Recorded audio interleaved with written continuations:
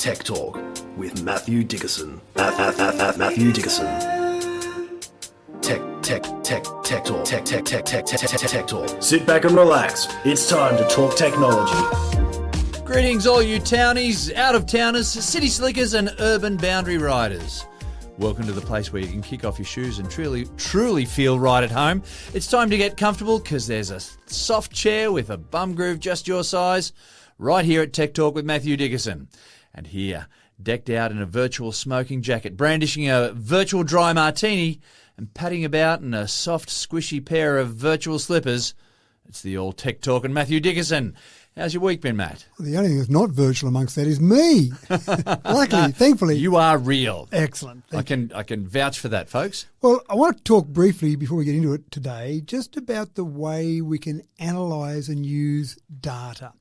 Now, parkrun, an incredibly popular activity for people on Saturday mornings across the world, literally across the world. Exactly. And so you've got that, you record your time and people you don't record your time, it's recorded for you and you can look at that and people try and get a PB or best time for the year or whatever it might be. One thing parkrun taught me is if you can't log the data for it, it didn't happen. It didn't happen. So even during the week, if I go for a run or whatever, if I can't write down the details and get all the little facts and put that on a spreadsheet. It's a good motivator. It is a good motivator. Yeah. What I find fascinating though is there's a little app called 5K. And what they've done is they've taken the information that's in parkrun, which is pretty basic. It tells you how many parkruns you've done, the times where you've done them. But and it's an international phenomenon, folks. So, if you're not aware, Yeah, so you've got all the information, but most people don't go and analyse all that. Maybe their times they would analyse. They look at their times and how that's changed. And parkrun on the site gives you a basic little graph. Each site that you've run at, you can see a bit of a graph to see how you've progressed.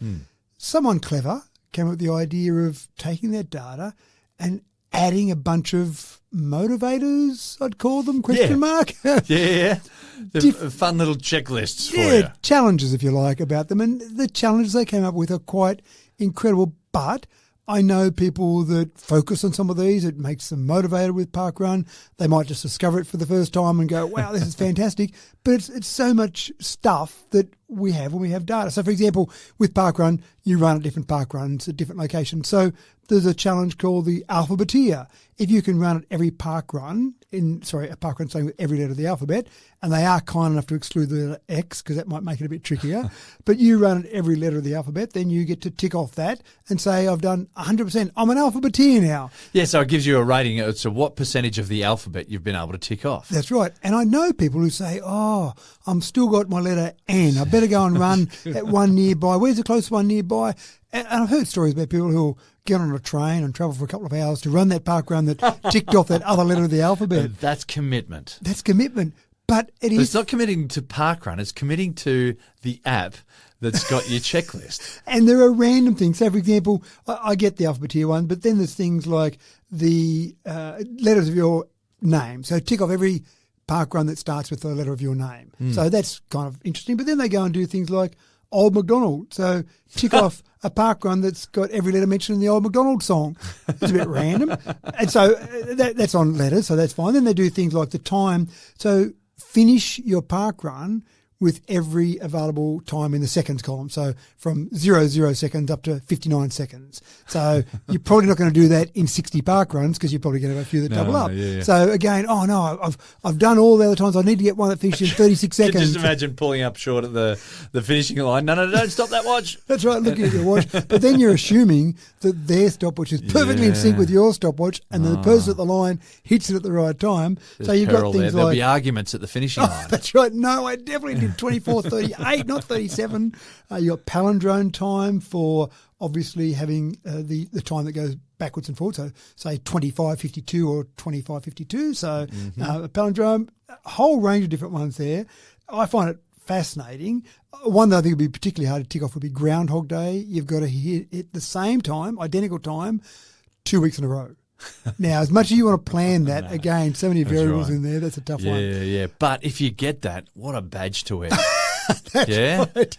Yeah, I've got the Groundhog Day badge. And what I want to see the app next in analysing data is how many people around the world, or percentage maybe, of users have got all these different badges, so you can go for the hard to get one. So Groundhog Day, I reckon that'd be a pretty tough one to get. There's a challenge, something else to work towards. It is. So anyway, I love the idea that someone's taken a popular thing that's got data and said, how else can we analyse that data? And that's the challenge going forward, I think. They must know that a lot of runners are data nerds as well. Yeah, that's right. Okay, folks, today we got a couple of stories that'll have you drifting into space, one with an awesome opportunity for those who see themselves as potential Martians. And we have some pleasing developments in green energy and tidal power to report, as well as some surprising therapy for those who have suffered spinal trauma. But we're going to kick off today with news from the world of AI. The folks at OpenAI have produced something new for us. Heck, it's been 2 weeks or so. You're probably wondering where they'd gone. Sora is a system that can churn out a video from little more than a teensy scrap of text. Now, do you think this is going to make some waves, Matt? Well, what did make waves about a year ago, and it's worth Googling if you haven't seen it, is Will Smith, the famous actor, eating spaghetti. Doesn't sound like much. I haven't seen it. I'm going to do it. Have a look at it. What it is demonstrating, and again, a year ago technology, demonstrating what you can generate in AI from text. So the instruction given to this particular AI tool was have Will Smith eat some spaghetti. And when you watch the AI, it's terrible. Will Smith's hands go through the spaghetti. At one stage, it looks like he's got a spaghetti chin or a spaghetti beard growing out from his chin. It's very strange. One stage, randomly, 2 Will Smiths pop up eating spaghetti. And you look at that and you go, we're all safe. AI can't produce a realistic-looking video. The people at OpenAI saw that as a challenge. That's exactly right. So in a year's time, we've gone from that to now we've got Sora, S-O-R-A, made by OpenAI, so the team, of course, that do ChatGPT and, of course, do DALL-E as well for images. And you're at the point now you can type in text and text instruction and it will produce a 60-second video. Now, luckily, they haven't opened up this to the public, but they are demonstrating some of the videos that they're producing. So I looked at a few of them. One of them was the text said, a stylish woman walking through the busy streets of Tokyo. So fairly simple instruction. You watch the video and you can swear that there was a highly paid actress and a whole videography team set up to film this woman walking through the streets of Tokyo. And she did, in fact, look quite stylish. Now, you watched it really closely, and in the background, it's busy streets. Tokyo's got a lot of people around. In the background, you can see some people that just their gait was a bit funny. They walked a bit different. Not a glitch in the matrix. Exactly. It wasn't John Cleese funny walk type thing, but it was just something a little bit different. You went, oh, that's a bit funny, but you had to be looking for it. If I didn't know that this was an AI-generated video, I'd just go, oh, there's someone that's taken a video of a woman walking through the streets of Tokyo. And it could have been easily just a search of the internet to find a video of a woman walking through the streets. That's right, and I wouldn't have thought any more of it. But when you know it's generated by AI, you're looking at it very closely. I saw another one, so that's a realistic one. That's one that you could go and produce. Another one was the text was basically, give me sharks swimming between skyscrapers. Not something you see that often, but these sharks move just like you see sharks. That often? Sharks in the ocean, where their distinctive body movement that a shark moves with, they were doing that through the skyscrapers. And you just go, wow, if I was a director of a film and I needed a scene for whatever reason of sharks flying through skyscrapers, it'd be a lot of work to set that up. In this scenario, it was type the text in, sit back for 30 seconds and then bang, there's my final version. So it is quite scary. Now, where are we at with all of this? Well, Sora has got potential to be a great tool for those spreading misinformation. We've talked about it before, US elections this year. There's going to be a ramp up of different tools that are trying to direct voters a certain way. Obviously, many of those won't be necessarily legitimate or honest in what they're doing.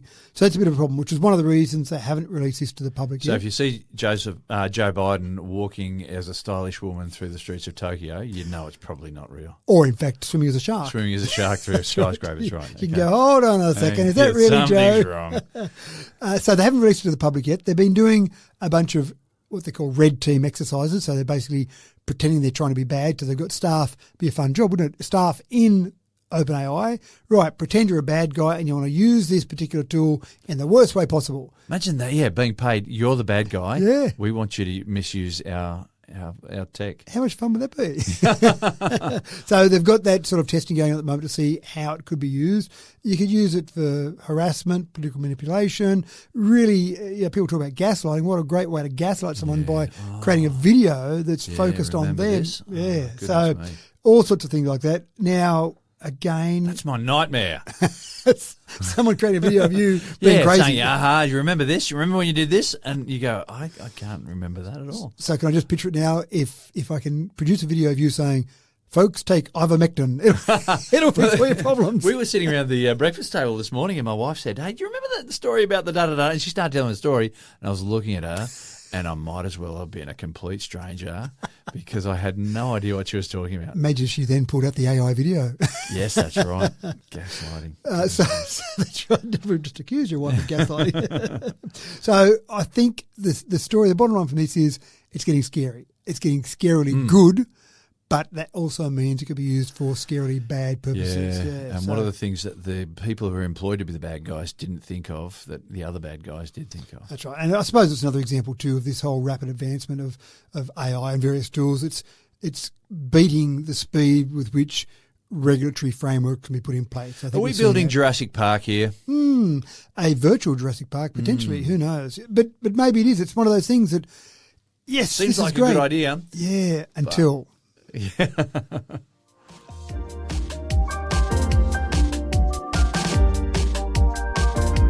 NASA is taking another step towards colonising Mars, folks.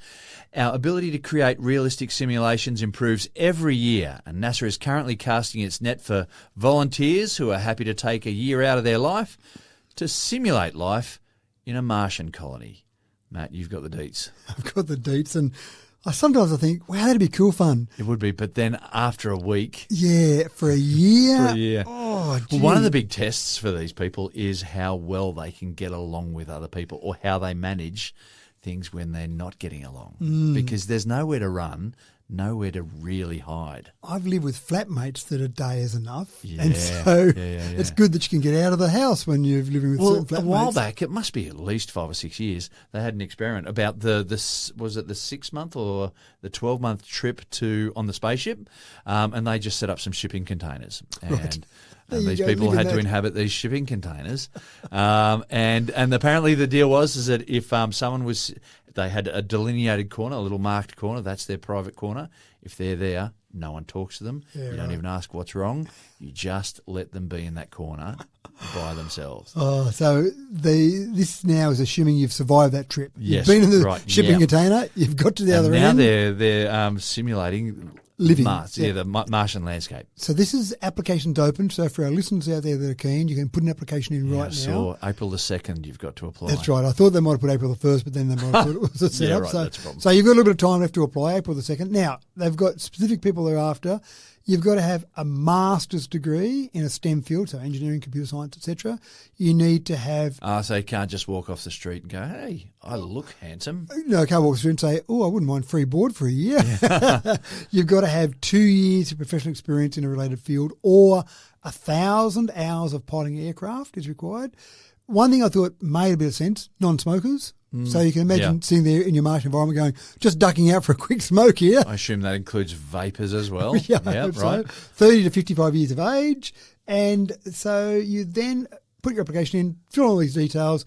In the questionnaire, you've got to try and show how you're going to handle things like dietary restrictions and communication delays. Because when you think about it, Mars averages about 225 million kilometres away from Earth. But because we're in orbit around the central object being the sun, it varies. We could be as close as 54 million kilometres or as far away as 401 million kilometres. Now, 401 million kilometres, if I'm on Mars, I want to talk back to head office or Houston. You cannot have a conversation. It's a 22-minute delay, roughly, for the signal to get from me to Earth. Yeah, so you ask me a question. That's right. I have to wait 22 minutes to hear that question.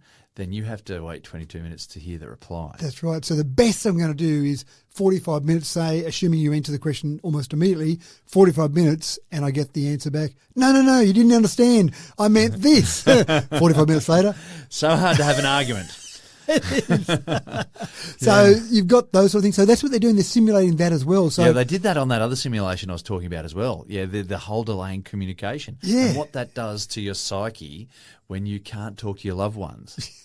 or can't talk to anyone about anything, especially if there's a problem. So they do actually have some fun from the outside. I can imagine this would be lots of fun where they simulate a problem. Hey, let's go and pretend this is just blowing a widget, or they need to replace a gasket or something, and then let's see how they react to that. And, of course, when you're in there, you go, oh, I should ask Houston what I should do. I'll ask, waiting around, 45 minutes, we're going to wait for this emergency. Yeah. It's a bit drastic to wait this there. isn't, I mean, it's not the first time people have been cut off with communication. Your early settlers, European settlers here in Australia, look, you were waiting for, 6 months, a year, maybe longer, 18 months even, to get letters to and from, and it was all communication by letters, wasn't it? But the difference is that all the problems that they were encountering were problems that were earthly problems, not Martian problems. But the other problem is I think we've become so accustomed now to instant communication. People will send you an email and you don't answer within 5 minutes, and they come back and say, did you get my last email? Well, hold on. I'm just absorbing that one before I get a chance to answer it. And now I've got another one to deal with, which is you asking whether they saw the first one. Yeah. So because we expect that, then 45 minutes is a huge delay. Yeah. Now, so you're right. So this is the second CHAPIA experiment. So Crew Health and Performance Analog is what that stands for. So CHAPIA experiment. They've also got the High Seas facility in Hawaii, which is the same sort of thing, and that's what you're talking about. I think that's the crewed missions are the ones you're talking about there in the actual mission to get there. This one will actually be in Houston, Texas, where this site is. The full size of it, 1,700 square metres. So that's it. That's your entire living environment for that. So better than a shipping container, but still not that large. Still, considering the space that you take up as a human on Earth, that's right. On Earth, But they'll do on that agriculture, robotic operations, maintenance of the habitat, virtual reality spacewalk. So I assume they'll put a helmet on and pretend they're out spacewalking. So it sounds interesting. And obviously the big thing is physically, I think they're comfortable with how we can keep humans alive and physically healthy. But the big thing that we just don't know the answer to is the psychology of it and just the resilience of humans in that isolated environment. Now, I assume they're going to do it similar to a crewed mission where you might have, say, 4 to 6 people. So let's say 6 people. I assume they're going to have about 6 people there. Now, it's not that hard for one of those 6 to just grate with you a little bit, get on your nerves a little bit. Have a quirk, shall we say. And just... I hate how James does that little thing with his eye. Shut up. He always asks questions all the time. So that's okay again in a classroom for a week, but in an environment for a year, and you can't go and talk to someone else, or you want to ring your wife and say, James, it's so annoying, but I've just got to wait 45 minutes to go, darling, that's all right. So it sounds fascinating. So put your applications in now with Houston, or with NASA, sorry. And, I'd be interested to see how this next lot goes. May the force be with you.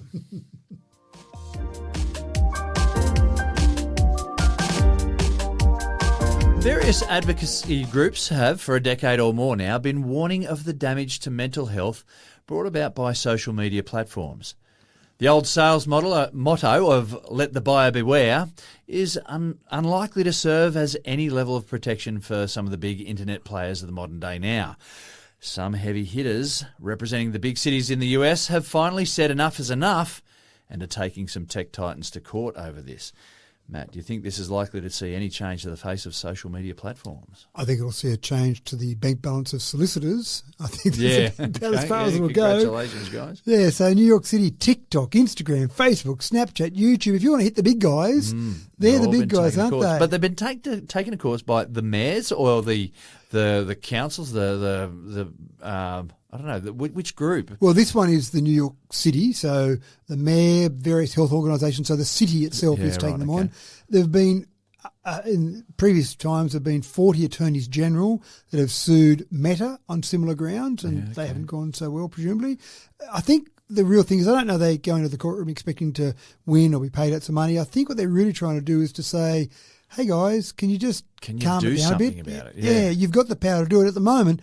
And the problem is I read some of the things and they talk about the fact they're being accused, for example, of designing addictive products. Well, we better sue every manufacturer of yo-yos, because surely back in the day when yo-yos were a craze, or Rubik's Cubes, when they were the craze, then they were addictive. And isn't that what you want to do? If I'm a toy manufacturer, you want people to play with your toy. I'm trying to design something that's addictive, fantastic.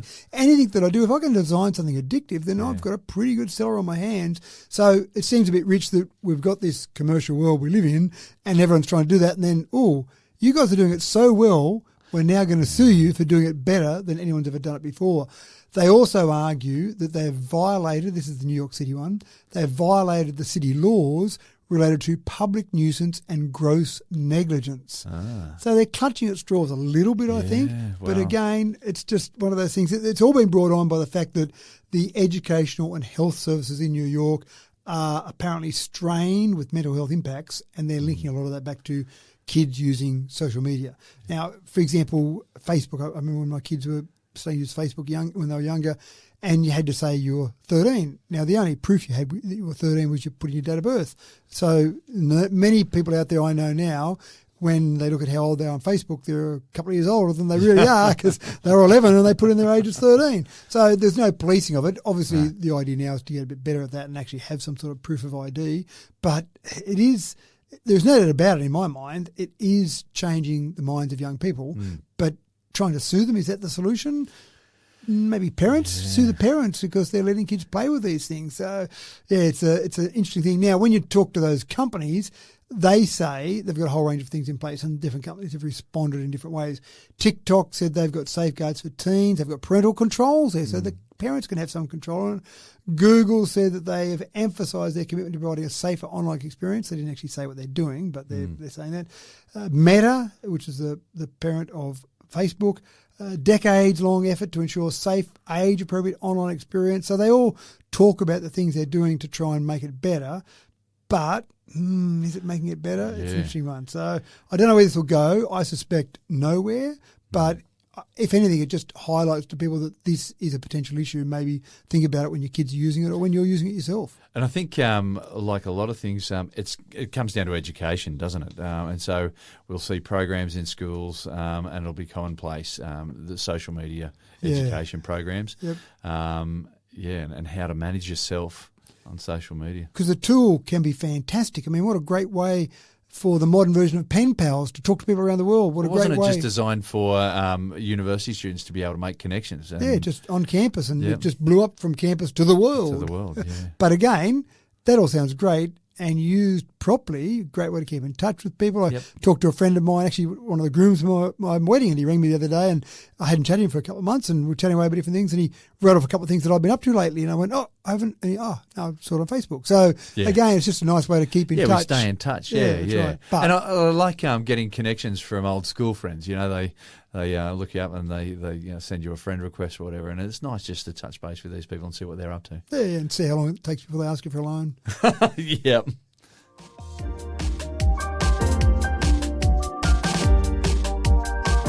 Over the past 67 years, since the Russians launched Sputnik way back in 1957, we've gotten very good at sending things out into orbit, our tiny blue planet. It's estimated that there's approximately 8,377 active satellites orbiting above our heads today. The dead ones sometimes crash back to Earth, that's sometimes. But then there are other bits of debris from spacewalks there where a bolt here or a knick-knack there may have escaped and were just not worth chasing after. Well, back in 2022, it was estimated that there were a further 27,000 bits of debris racing about the planet. And most of this junk is travelling almost 10 times faster than a sniper's bullet. Anything bigger than a fleck of paint can blow a pretty big hole in the side of any hapless spaceship that crosses its trajectory. That warrants a significant danger to future space missions. And it's high time we got serious about the cleanup operation. Matt, what's our best solution so far? I love the idea of Star Wars, someone setting up a... with lasers there. Pew, pew. That's but right. the trouble is, as long as they make that noise. Anything up, I saw something from what's his Richard, the guy, a British actor from the 70s, and he was in Flash Gordon, and he one of the scenes he was flying his spaceship and he was making the laser noise, pew pew pew, and the director had to stop and said, no, we'll put in those noises, it's all right. Brian Blessed, that's who it was. Right. Yeah.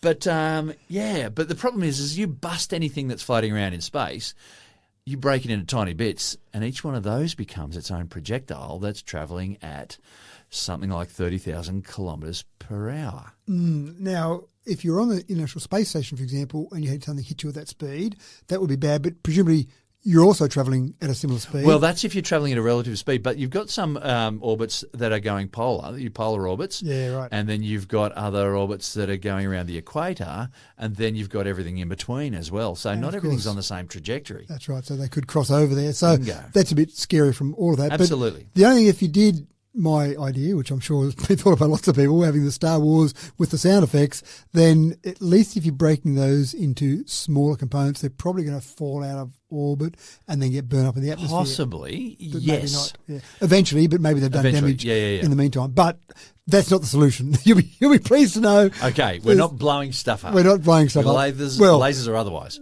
Maybe someone will do that in the future. Maybe that was one of Donald Trump's plans, wasn't it, to go and just send them up there with you didn't have the US Space Force and go out there and blow things up. But anyway, not at this stage. At the moment, we've just had a satellite launched from Astroscale was the name of the company. They're I think Singapore or a Japanese-based company, launched back in about 2013 was the company. And their job, they see this job as a potential huge job or huge business to be able to go out there and take some space junk down safely and get it out of orbit. Now, when you mention the number of pieces up there in orbit, there's a bit of a market there, isn't there? There is, and I'm just thinking about the physics behind it.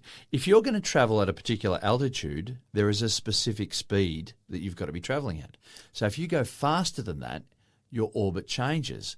So racing up to catch something, even if you're travelling at a relative speed that's just a little bit faster, that's going to change your orbit. Well, I imagine the way they do it is they actually change their orbit was the way I was thinking they do it. So if I've got something at a certain orbit that I want to get hold of, rather than chase it at that same orbit, I might move up or down to a higher or slower orbit so I'm in a different frequency. So then when it catches up, I can drop back down. Now but still, the orbit that you're in is dictated by... So you'd have to time your deceleration or your acceleration to match perfectly. Yeah. The physics of space, they reckon, is very, very tricky. Very complicated. So this particular satellite that was launched from New Zealand, called the ADRAS-J, was essentially the idea of trying to bring down something. Now, there is some irony here.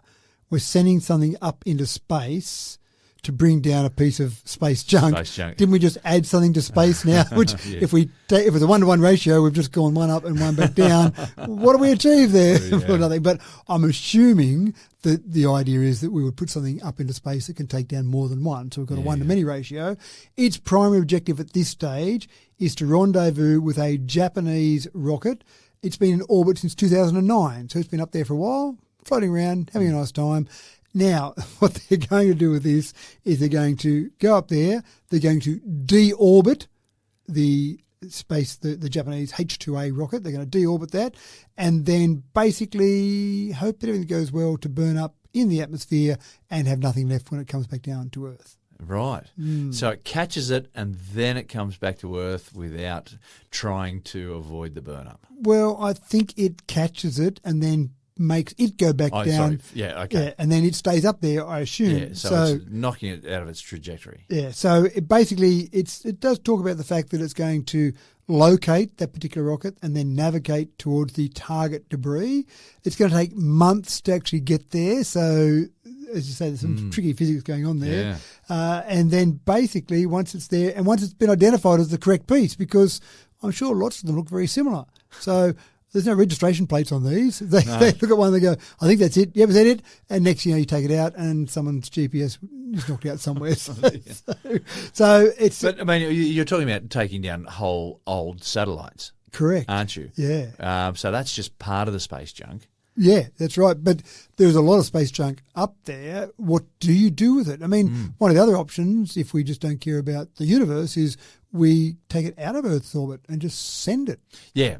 That So might be give an it a option. nudge, give it a special nudge just to Yeah. get on another trajectory somewhere. Go over there and have a look at something over there, and off it goes, and it just keeps going, presumably till it maybe runs into something or not. So there's a solution there, but I suppose this solution seems like an incredibly expensive solution, a slow solution. We're talking about months to actually get this one piece of space debris and then obviously deal with that, and hopefully they get it right. We all remember the Skylab from back, when was that, 77? The Skylab came down. I remember Skylab. Yeah, now That's one of my earliest memories of the news stories. Yeah. right. Well, that one was lucky. I don't think they had any control over that, as far as I can remember, back to 77. It was just or duck and just keep your eyes to the sky. That's right. Hope you don't get hit. Now, if that came down in the middle of Sydney or the middle of New York, Bingo. then you've got Some damage. a lot of people that are no longer with us. It didn't come down there. It was outback Western Australia, I think. Yeah, that's right. So it landed on our patch of the world, but just luckily that no one was no inhabitants there. So it's a big picture solution. Don't know what we're going to do with all of that space junk up there. The numbers you mentioned, just crazy numbers, and they're increasing all the time. I mean, not this is space junk, but you think about Starlink and the number of satellites being launched for Starlink.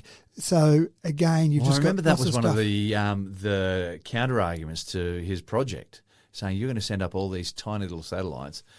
They're eventually going to become space junk, but there'll be even more of them than we've got before. Well, if you're going to put in a wind farm or a solar farm, your planning has to have the decommissioning part of that process in, say, 30 years' time when they're no longer of any use to someone. What happens with Starlink? I mean, who's keeping control of that? Who's saying, okay, you're going to put it up there, and I'm not picking on Starlink here, anyone. Yeah. You're going to put that up there, so in 30 years' time, 50 years' time, who knows, whenever it's of no use, what's your decommissioning plan, and can we give you some approvals? Well, I'm not sure who approves things going into space. I'm not sure if there's someone who ticks off, right, yep, we approve that to be launched into space. Who knows?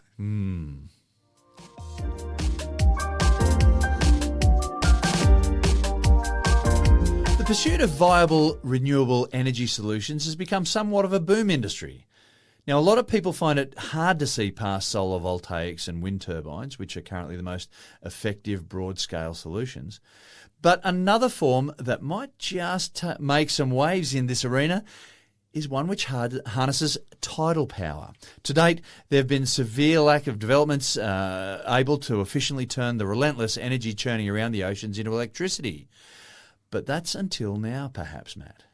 Well, it's getting there. I saw things with tidal power years ago, and I thought, this is definitely a solution. Well, yeah, you've got all those waves churning, but also the currents below the ocean due to tides coming and going. Yeah. And we want something that's repeatable. So people talk about, what about when the wind's not blowing? That particular wind turbine's not going to blow, not going to turn, so no electricity. Tides are pretty dependable. They are. And they put wind turbines on places where there's a lot of wind, Yeah. but there are still some times where the weather changes, whereas tides, whenever the moon and the sun are still up there having an influence on our water, we're going to have those tides coming in and out. So that seems to make sense in terms of a renewable source that's fairly consistent. That's great, but for whatever reason, they don't seem to have taken off. Now, this particular one, this Swedish energy startup called Monesto, seems to think that the problem in the past has been the size. It almost seems like, when I read through the information on this one, it almost seems like they were saying, yeah, they've tried it before, but they try to make them too big. It was almost as if they said, let's put one in so big we can run New York City with one unit, and then they found problems with that one unit. They seem to have taken a different approach where they've got two devices. One's called a Dragon 4, one's called a Dragon 12. The Dragon 12's a bit larger, and when I say they went too big in the past, it's still fairly large. It's about 12 metres wide, and there's about 30 tonnes of mass in it. So it's still not something you just... Significant. Yeah, you don't put it in the back of the trailer and take it down to the ocean and drop it in. But that there will generate about 1.2 megawatts of power. So that's not too bad. Now, what they do talk about is putting a number of these together. Now, that is about 1,000 homes that'll generate enough power for. So that's still pretty good. But they make the Dragon 4. Now, the Dragon 4 is much smaller. And given the fact Dragon 12 is 12 metres wide, I'm assuming the Dragon 4 is 4 metres wide, although I don't have that information. But it only produces about 100 kilowatts. So obviously significantly less than the Dragon 12. But where they talk about this one, within a day, you could basically take this to somewhere, drop it in the ocean, have something tethered back to the land and you've got power. So I'm thinking here tsunamis or earthquakes or some sort of natural disaster that's near the ocean. We need power. We've lost all power for whatever reason. Quick, let's drop some of these in. 100 kilowatts, again, you're not going to power the whole city, but you're going to get enough power for some emergency services or hospitals, just some of the things that you absolutely need. This size of that is less than a shipping container. So you can even put some people that want to go to Mars on there as well. No, it's underwater. It's not designed for that. But again, this is the thing that it's just, let's look at smaller ones. I think this is the whole concept from Monesto. Let's look at smaller ones, tie them together to produce power if you need to, or just have those smaller ones that are a bit more flexible. And when I read this and looking through the research on this, what really, the light bulb that really went off for me, which I think we've talked about before, but I just went, you know what? I've worked it out. I've worked out the single most effective solution to producing power, getting away from coal-fired power station. And the single greatest solution is to have a variety of solutions. So to have wind and solar, to have tidal power. So you start to combine different ways. There's other ways out there as well. And then the storage of that power we've talked about before with hydroelectricity, with water storage, or with gravity dams. I talked to someone the other day about CO2, compressed CO2. So when you've got extra power, you go and compress CO2. So you're basically driving down some sort of piston, I assume, and then you've got it there and then, we need extra power. Then you slowly release that to actually come out and start to spin a turbine. So there are so many different options and clever ways of doing it. I think this will be the thing. We will have a range of different solutions, including some tidal power. Works great for people on the coast, obviously, not so much for people inland. Well, the whole idea of having many, many units, I mean, that's what we do with solar voltaics, isn't it? But it's also kind of the Google way of operating. We've gone away from having huge mainframe type servers to having just a whole bunch of smaller units that can be easily replaced and easily maintained. Yeah, that's right. And then the challenge, of course, is how you tile that together and make it all work, because that gets a bit tricky with electricity as well. Well, that's right. I mean, I understand that this is all about turbines spinning due to the tidal currents under the water. Is that right? Yeah, it's basically got the tyres that moves in and out. It's actually spinning something. So if you've got water moving through, say, a turbine, then it's going to absorb some of that energy. You're going to have a weaker current coming out the other side. So, it'll be interesting to see how you can place it and how it can all work. But so you're saying don't do it where people go surfing and they love the big 12-foot waves, and suddenly you put these in and you're dropping down to 6-foot waves. Well, who knows? Maybe the addition of these might make the waves even bigger. Might make them barrel more. And maybe we'll do that. Or you could even, and I hadn't actually thought of the secondary effect there. You're obviously changing energy, so you're not creating energy, you change it from one form to another. But if you had somewhere that was getting a lot of erosion, some sort of coastal area with a lot of erosion because you've got big tides coming in, putting something like this in could produce power, but also might just reduce the severity of those. So you might have an impact there. But I'm sure the researchers weren't looking at that, and maybe it's just a bit random of a thought from us. No, dropping hints to the engineers.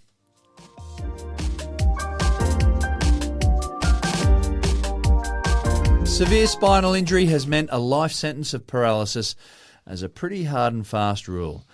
What a desperately terrible thing it must have been to have your independence scrapped in an instant by trauma to your spinal cord. But a glimmer of light has appeared at the end of the tunnel with recent developments in virtual reality. Matt, the brain is an amazing thing. Have I got this right, though? Are paralysed patients now actually thinking their way back to recovery of sorts? Yeah. Now, we talked about Neuralink last week, where you've got a brain implant and using your thoughts to read your mind, but obviously not quite as accurately as typing out a sentence, if you like, thinking about it.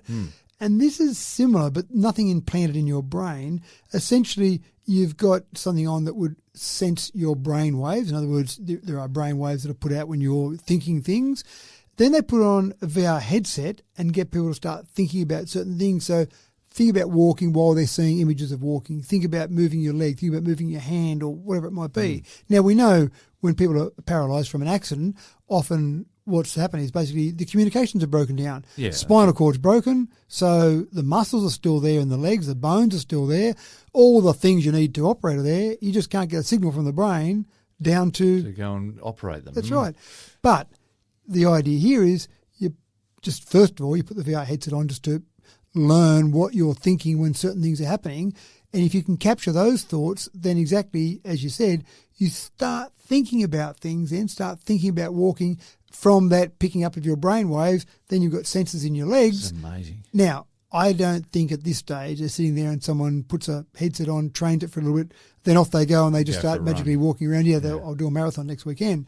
But it's about just getting some movement to begin with. Now, you can still use this, as we talked about last week with Neuralink, for a wheelchair. You could think about moving in a wheelchair, move it forward, back, that type of thing. But getting to the stage where you're stimulating your muscles, that's the real objective of this.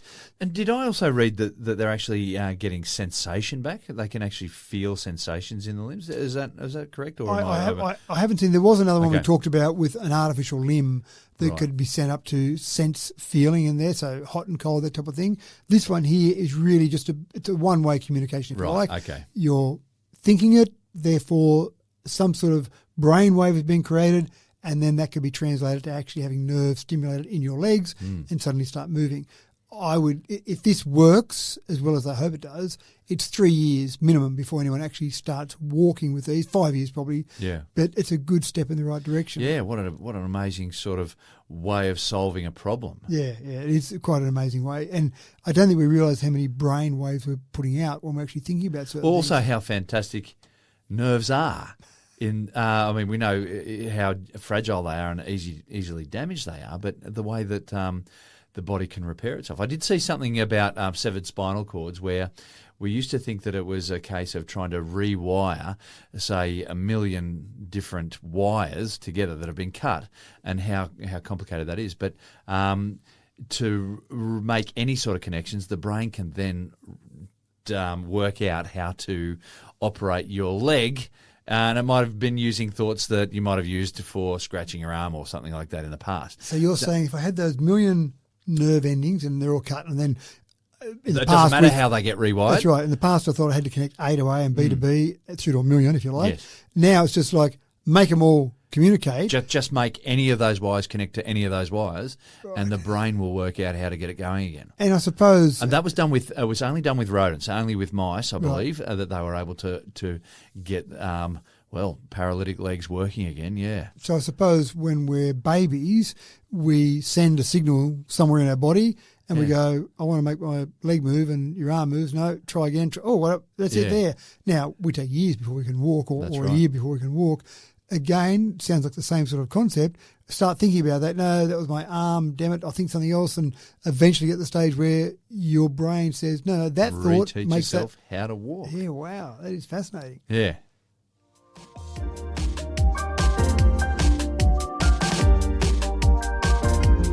Remote surgery is not really a new thing. It was first pioneered way back in the late 80s.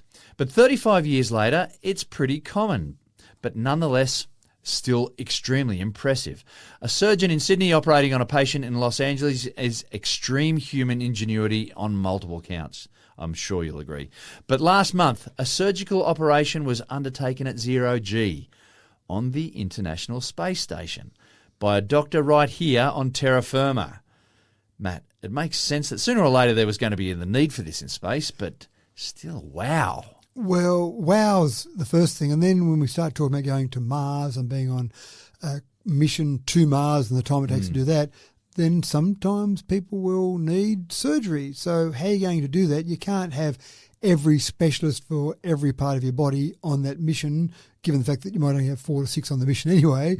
So remote surgery is going to be a thing. Now, there's a couple of things there. One is obviously, sure, we've got remote surgery now on Earth, but the delay and latency with that is pretty minimal. Time delays. Yeah. That's right. Go to 400 kilometres where the ISS sits, and it's still a minuscule delay, but there is a delay nonetheless. Obviously, you start talking about 22 minutes or 45 minutes when you've got a delay. That becomes a bit worse. So you need to get to the stage where these devices can do some of the stuff that you need to do. So, for example, if there is blood pooling, then it needs to be able to suck that up without waiting 45 minutes to go, oh, I can see blood pooling. So, sorry, he's already gone 40 minutes ago. He's bled out. Yeah. So that's an important part of it. So what I thought of as well is what happens in microgravity. When you're on the International Space Station, you're not experiencing a lot of gravity. So in a normal operating surgery theatre, then an incision is made in the skin and there will be blood that will be pooling there, and maybe someone and sucks sits it in up. a nice little puddle and a predictable puddle, so you can deal with that as you will. That's right. But in zero G. That's right. What happens then? So do you start to get blood floating around? How do you control that? How do you make sure that as you cut, that blood's going away somewhere so the surgeon Makes can an keep seeing accidental snick of an artery spectacular. Makes it I hope they're not thinking about look that. like a horror movie in an instant. I can just see it now. So they've done this now, and they didn't do surgery per se. They've actually used a robotic arm, and they did surgery on something that was basically rubber. So they didn't actually go for a person to begin with, which is fair enough. You kind of go, you're going to do what to me? Can you do a practice first? Yeah, that's right. And I've actually got nothing wrong with me, so you really need to cut me open. So that'll be the other problem. They normally like fit, healthy people going on the ISS. So we're looking for someone that needs to have something cut out of the arm to go up to the ISS while we cut it out of the arm. Or someone with a dodgy appendix. Yeah, it'll be okay. I'm sure it'll be okay. If not, we'll just get you back down to Earth maybe. So they've done this now. They've been testing it and doing some work on it. They're doing simulated surgery on the ISS, robotic arm, it's gripping, it's cutting, it's doing what it should do, and there's someone down here on Earth controlling the whole lot. So sure, it makes it a bit easier too when you go to your local doctor and they say, sorry, we can't possibly do that now. The specialist in some city that's a few hundred kilometres away. Well, hold on, they did it when they're on the International Space Station. Surely you guys can do it for me.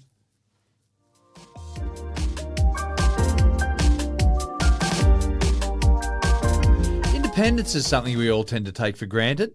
It's a precious but fragile thing that barely even occurs to us until you have to surrender any part of it.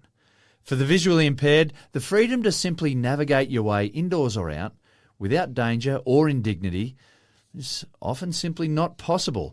But there are a couple of new phone apps that just might turn things around for the visually impaired, Matt. Well, before we talk about this one, I want to talk about the lowness of people that this has resulted in this being required. Oh, really? There are some apps that have been designed before for visually impaired where you would hold the phone in front of you and you're relying on the camera in the phone to actually see where you go. So it seems to me like a good idea. It does. And the phone reports back to you. Correct. It's giving you some either feedback, audio feedback to say left, right, that type of thing, or you can have things that vibrate on your body, so you kind of left, right, that type of thing.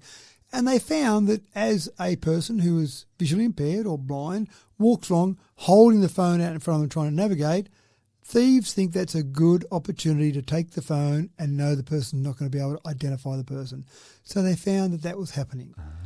How of all the low things you do, there's someone who can't see where they're going. I know, I'll steal their phone, which A, it means they can't see where they continue to go, and B, you've just stolen a phone from a blind person. Well done. Congratulations, you. So they've come up with something a little bit different. Now, it's relying on mapping already being done, and you think, well, not many places have got mapping. So, for example, you leave the phone in your pocket, you walk into somewhere, you say, I'm going to this particular location. Because the location tracking of you, in terms of your phone, is so accurate now, it can find your way around a building. And the first thing I thought of was, well, not every building has got a good map of its internals, for example.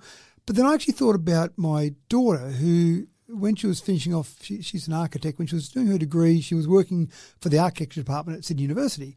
And she got a part-time job, and one of her first jobs was to map out Sydney University, basically everywhere across the uni, not for blind people, but if you wanted to go from A to B, you could go onto this app that had data that she'd made sure was all accurate, and you'd actually be able to find your way from A to B, knowing that you weren't going to get to a door that was an emergency door and you can only open in one direction, or there weren't stairs if you're in a wheelchair. Okay. So I thought about that. I thought, well, that was one campus of one university. It's probably not that unusual for public buildings, large public facilities to have pretty good mapping of their whole layout regardless. So then when you start to think about this, you've got the phone in your pocket, you walk into Sydney University, for example, you would be able to use all that data that's publicly available to be able to use this to actually get your way around. So forget about images as you're walking and watching where you're going. Forget about sonar, which has been tried on phones as well. You just leave it in your pocket and you can either use, again, vibration or audio messages, turn left, go forward 5 metres, that type of thing, to be able to get your way around some of these. So it's a help, definitely. And probably when you think about the options available for visually impaired, seeing eye dogs, for example, are great, but obviously there are limitations. Having something like this as some way to help you sounds like a great way to get around the place. Well,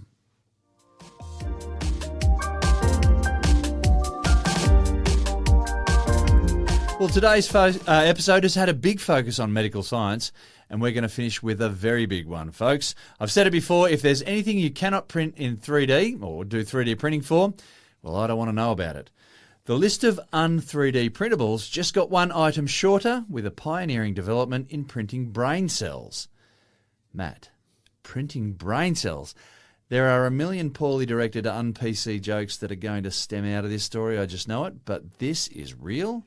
We can now print brain tissue. This is real-ish. So, real-ish. We're not talking about printing brain cells and putting them into our heads. Right. Oxford University... But having an artificial brain outside our heads, that's the stuff of horror movies. That's right, plug it in. Just like, an external USB drive.